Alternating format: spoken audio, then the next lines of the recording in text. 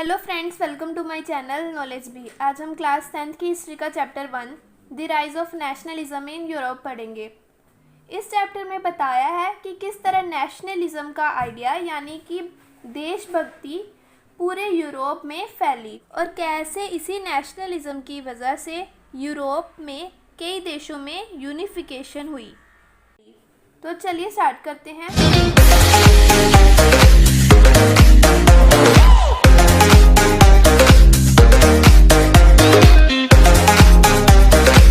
इसमें सबसे पहले पढ़ेंगे कि फ्रेडरिक सोरियो कौन थे। He was a French artist. In 1848 he painted a series of 4 prints visualising his dream of a world made up of democratic and social Republic. Frederick Sorio एक French artist थे जिन्होंने 1848 में painting की series बनाई और जिसमें उन्होंने 4 prints बनाए और उन्होंने अपना ड्रीम दिखाया उसमें पूरे वर्ल्ड को कि कैसे एक वर्ल्ड अगर डेमोक्रेटिक और सोशल रिपब्लिक से बना हुआ हो तो वो कैसा लगेगा। डेमोक्रेटिक का मतलब है लोकतांत्रिक और सोशल रिपब्लिक का मतलब है कि जो सोशलिज्म की एस्टेब्लिशमेंट को डेडिकेट करता हो, क्योंकि उस समय वहाँ पर मोनार्की थी इसलिए उन्होंने इस प्रिंट को बनाया ताकि लोगों को पता चले कि किस तरह डेमोक्रेटिक और सोशल रिपब्लिक हमारी सोसाइटी के लिए बेनिफिटेड है। हमारी नेक्स्ट टर्म है absolutist. It is a government और system of rule that has no restraints on the power exercised.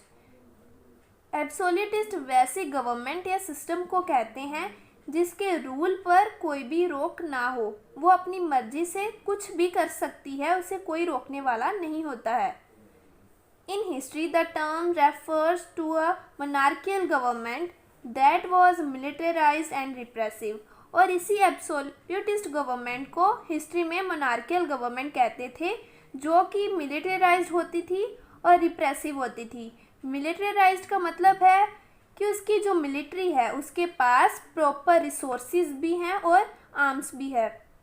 Arms यानी कि हथियार। और रिप्रेसिव का मतलब है कि जो अपनी सिटीजन्स की फ्रीडम को लिमिटेड रखती हो। ऐसे गवर्नमेंट को ही एब्सोल्यूटिस्ट और मोनार्कियल गवर्नमेंट कहते हैं। अब हम आगे देखते हैं स्टैचू ऑफ लिबर्टी। हमने पढ़ा था कि फ्रेडरिक सोरियो ने पेंटिंग बनाई थी और उसी में उन्होंने दिखाया था स्टैचू ऑफ लिबर्टी को, जिसके एक हाथ में था टॉर्च ऑफ इनलाइटमेंट और दूसरे हाथ में charter of the rights of man.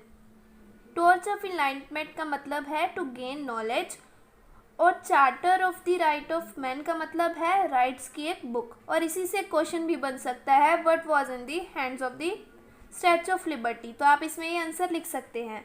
हमारा अगला क्वेश्चन है what does nation state mean. 1 in which the majority of its citizens and not only its rulers came to develop a sense of common identity and shared history. मतलब कि ऐसी जगह जहाँ पर उसके मेजॉरिटी ऑफ सिटीजन्स में एक sense develop हो जाए कि हम सबकी एक ही कॉमन आइडेंटिटी है और हमारी हिस्ट्री भी सेम है, यानी कि हम एक ही जगह से बिलोंग करते हैं और हमारी जो हिस्ट्री है उसमें जो एम्पायर्स आए हैं वो भी सेम हैं और इसी से उनमें रिलेशनशिप ज़्यादा अच्छा होगा और यही बाद में आगे चलकर उनमें नेशनलिज्म की भावना को लाएगा। आगे हम देखते हैं जर्मन फ्लैग। जो फ्रेडरिक सोरियो थे उन्होंने अपनी पेंटिंग में दिखाया था कि जो जर्मन्स है उन्होंने एक फ्लैग कैरी किया है जो कि ब्लैक, रेड और गोल्ड कलर में है। आप इस पेंटिंग में देख सकते हैं कि उन्होंने यहाँ पर स्टैचू ऑफ लिबर्टी को दिखाया है और ऊपर उन्होंने दिखाया है कि हेवन में क्राइस्ट हैं और साथ में उनके एंजल्स दिखा रखे हैं। और नीचे आप देखेंगे कि बहुत सारे नेशंस हैं और सबके आगे जर्मन नेशन है जो इसने ब्लैक, रेड और गोल्डन कलर का फ्लैग कैरी किया है और यहाँ पर सभी नेशंस एक दूसरे को फॉलो कर रहे हैं जो दिखाता है उन सब में फ्रेटर्निटी को यानी कि भाईचारे को। और यही चाहते थे फ्रेडरिक सोरियो कि हमारी सोसाइटी भी ऐसी ही बने, यानी कि वो चाहते थे कि मोनार्की ख़त्म हो जाए और डेमोक्रेटिक और सोशल रिपब्लिक को एस्टेब्लिश किया जाए। अब हम हमारा नेक्स्ट टॉपिक करते हैं the French revolution and the idea of the nation. हमें इसमें बताया है कि जो फ्रेंच रेवोल्यूशन है उसी से सबसे पहले नेशनलिज्म का आइडिया सामने आया। आपने फ्रेंच रेवोल्यूशन के बारे में 9th क्लास में भी पढ़ लिया है कि कैसे नेशनलिज्म के आइडिया के कारण ही लोग एक साथ हुए और उन्होंने फ्रेंच रेवोल्यूशन किया। इससे आपका एक क्वेश्चन भी बन सकता है कि which revolution was the first clear expression of nationalism. तो आप इसमें आंसर लिख सकते हैं फ्रेंच रेवोल्यूशन, जो कि 1789 में हुआ था। इस टॉपिक से एक और 5 मार्क का क्वेश्चन हमेशा पूछा जाता है कि steps taken by French revolutionaries to bring collective identity among the French citizens. मतलब कि फ्रेंच रेवोल्यूशनरीज ने फ्रेंच रेवोल्यूशन के दौरान ऐसे कौन से स्टेप लिए जिससे लोगों में कलेक्टिव आइडेंटिटी आए।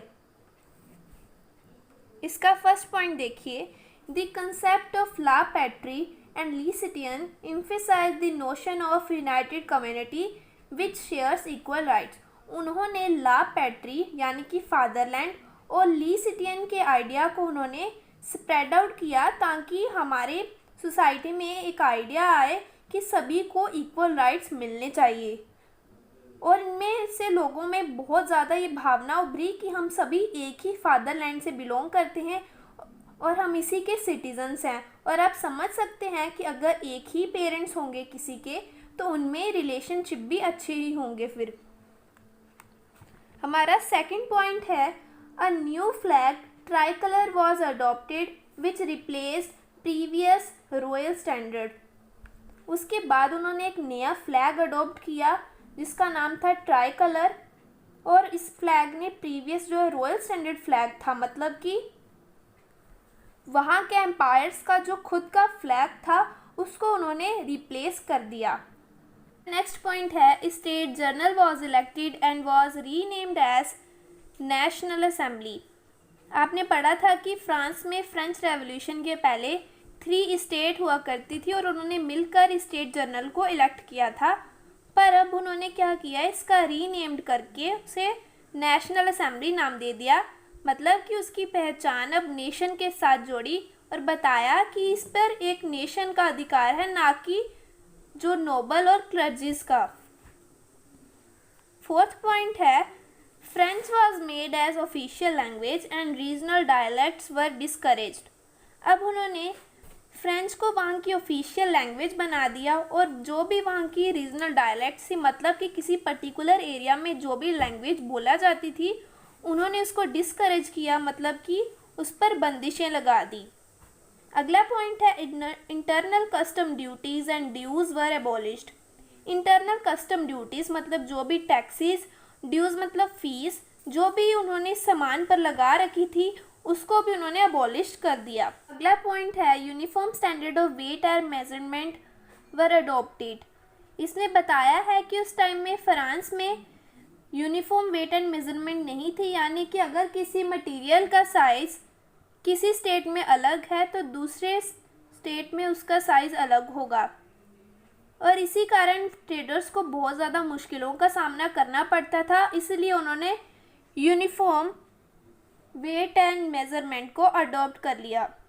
अगला पॉइंट है, French armies began to carry the idea of nationalism abroad.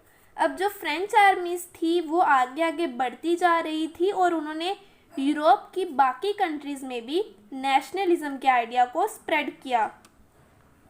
अब इसके ही दौरान नेपोलियन की भी शुरुआत हुई। नेपोलियन ने बहुत सारी टेरिटरीज़ पर अपना कब्ज़ा कर लिया और जिन टेरिटरीज़ पर उसने कब्ज़ा किया वहाँ पर उसने बहुत सारे रिफॉर्म्स किए और इन्हीं को क्या कहते हैं, सिविल कोड, और इसे नेपोलियनिक कोड से के भी नाम से जाना जाता है, जो कि 1804 में उसने लागू किए। In this Napoleon introduced several changes to make administrative more efficient in the territories ruled by him. French revolution में नेपोलियन का रोल बहुत बड़ा है, क्योंकि इस टाइम पे नेपोलियन की पावर बहुत ज़्यादा थी। उसने अपने अंदर बहुत सारी टेरिटरीज़ को ले लिया था और इन्हीं में ही उसने वहाँ के एडमिनिस्ट्रेटिव सिस्टम को और एफिशिएंट बनाने के लिए और अच्छा बनाने के लिए वहाँ पर कुछ चेंजेस किए। और उसी चेंजेस को हम सिविल कोड में पढ़ते हैं। पहला चेंज उसने क्या किया, it did away with all privileges based on birth based privileges जो भी मिली हुई थी डोमिनेंट क्लासेस को, उसने उन सभी को हटा दिया। Establish equality before the law and secure the right to property, और उसने इक्वालिटी को एस्टेब्लिश किया और बताया कि इक्वालिटी है जो वो लॉ से भी ऊपर है, और उसने राइट टू प्रॉपर्टी के भी राइट को सिक्योर किया। ही अबॉलिश्ड द फ्यूडल सिस्टम, उसने फ्यूडल सिस्टम को ख़त्म किया, यानी कि जब पीजेंट्स लैंड ओनर्स की फील्ड में काम करते थे तब उन्हें वहाँ पर काम करने के लिए लैंड ओनर्स कुछ भी नहीं देते थे, उसको भी उसने अबॉलिश किया। और उसने जो पीजेंट्स थे उनको उनकी गिरफ्त से छुड़ाया, किनकी, लैंड ओनर्स की, क्योंकि उन्होंने उन्हें अपना गुलाम बनाकर रखा हुआ था और वो उनसे मैनोरियल ड्यूज़ भी लेते थे। मैनोरियल ड्यूज़ मतलब कि लैंड ओनर्स की फील्ड पर काम करने के लिए उन्हें लैंड ओनर्स को फीस देनी पड़ती थी। Transport and communication system were improve, उसने ट्रांसपोर्ट और कम्युनिकेशन के सिस्टम को भी इम्प्रूव किया, जिससे ट्रेड में बहुत ज़्यादा हेल्प मिली।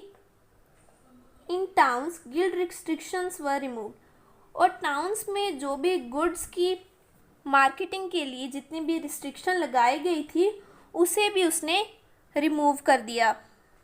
यही कुछ चेंजेस थे जो नेपोलियन ने किए अपने रूल के टाइम में, और इसी के कारण लोगों में वो बहुत ही ज़्यादा अच्छी पर्सनैलिटी समझा जाने लगा।